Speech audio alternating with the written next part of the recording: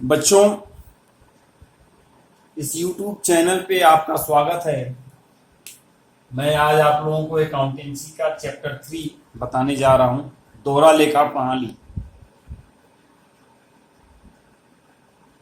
तो इसका दोहरा लेखा प्रणाली के जन्मदाता इटली के लुकस पेसियोली को माना जाता है, जिन्होंने 1494 में अपनी पुस्तक डी कंप्यूटिसेट स्क्रिप्चरिस, ये पुस्तक है, ये बही खाता की जो है पहली पुस्तक मानी जाती है। 1494 में ये प्रकाशित हुई थी। तो मैं आज आप लोगों को ये दोहरा लेखा प्रणाली का अर्थ मैं बताने जा रहा हूँ कि दोहरा लेखा प्रणाली किसे कहते हैं।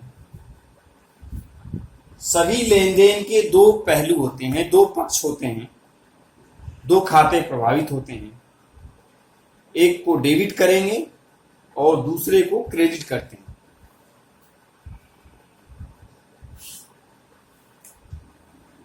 या दूसरे शब्दों में हम ये कह सकते हैं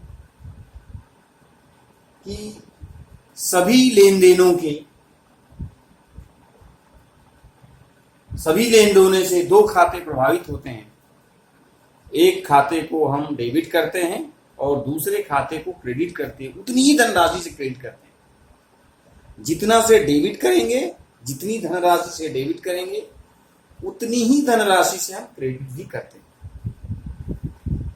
अब मैं आप लोगों को दोहरा लेखा प्रणाली की परिभाषा बता रहा हूं, definitions of double entry system.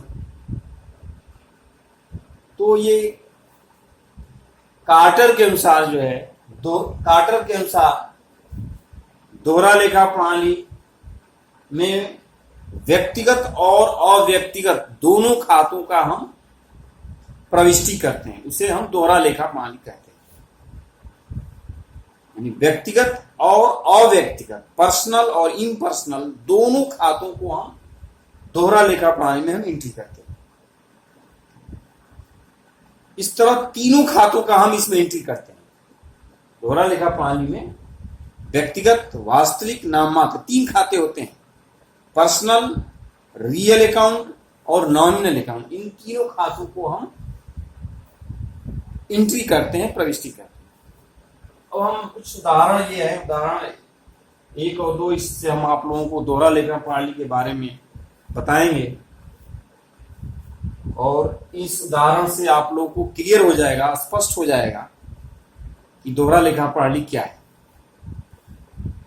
जैसे ये है नकद माल खरीदा, ये उदाहरण नंबर 1 है, नकद माल खरीदा।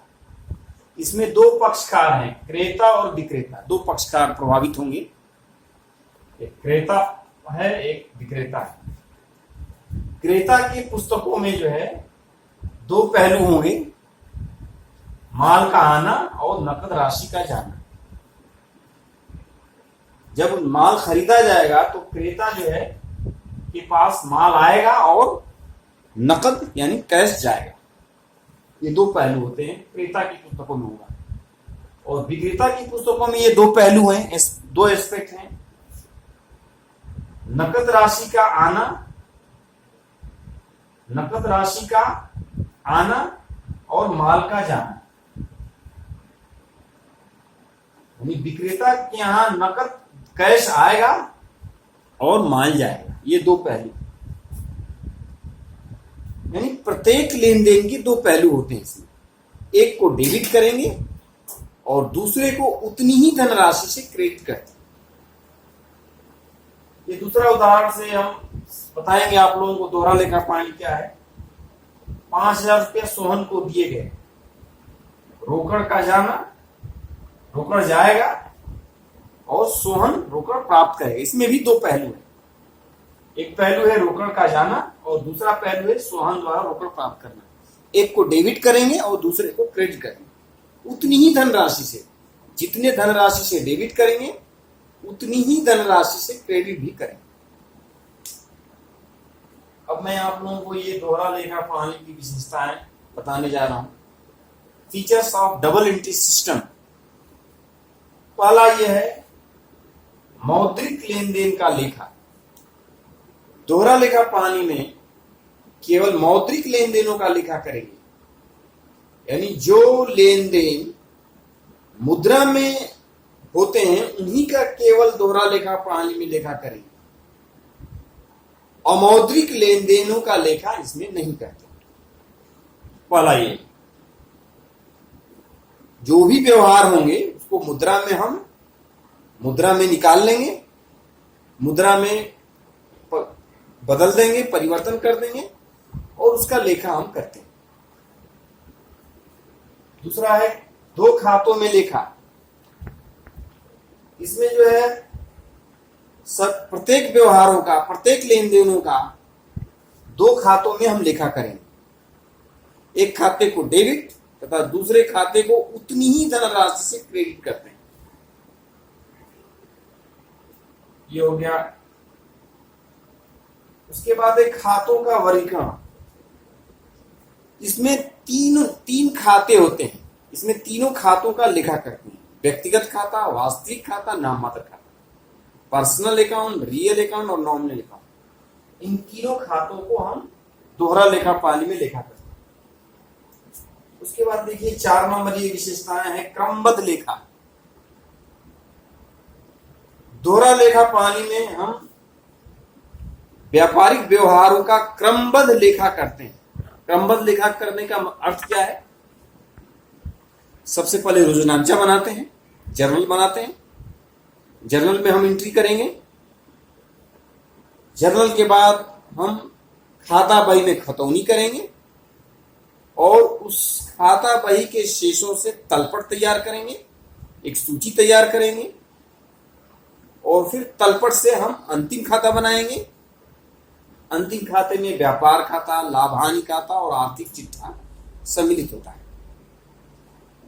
इस तरह हम व्यापारिक व्यवहारों का इसमें हम क्रमबद्ध लेखा करते हैं। अगला है 5वां वित्तीय स्थिति का ज्ञान। दोहरा लेखा प्रणाली से हमें वित्तीय स्थिति का ज्ञान हो जाता है, यानी कितना लाभ हुआ, कितना हानि हुआ, कितना सकल लाभ हुआ, कितना सकल हानि हुआ या सकल हानि हुआ, कितना शुद्ध लाभ हुआ या कितना शुद्ध हानि हुआ, लायबिलिटी कितना है व्यापार का, एसेट्स कितना है, ये सभी जो है ये हमें ज्ञात हो जाता है।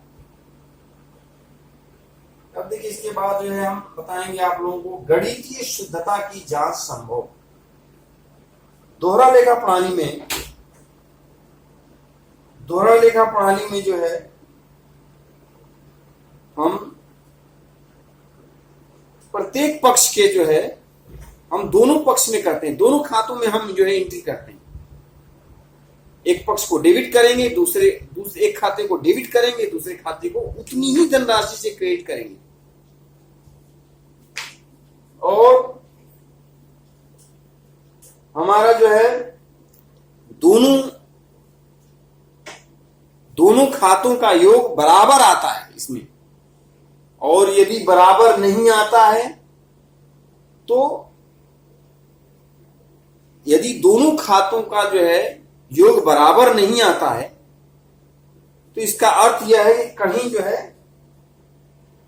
गणितीय जो है कहीं जो है त्रुटि है, कहीं जो है एरर है, हम उसकी छानबीन करते हैं। इसमें दोनों जो है बराबर आते हैं।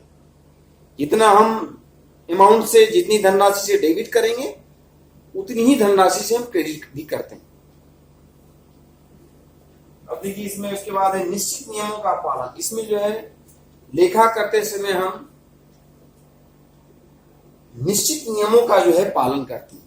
एक नियम के अनुसार, एक नियम को हम फॉलो करते हैं, एक नियम के अनुसार जो है डेबिट या क्रेडिट करते हैं।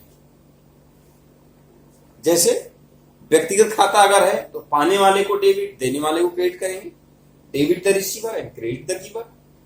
और यदि वास्तविक खाता है, रियल अकाउंट अगर है तो debit what comes in, credit what goes out.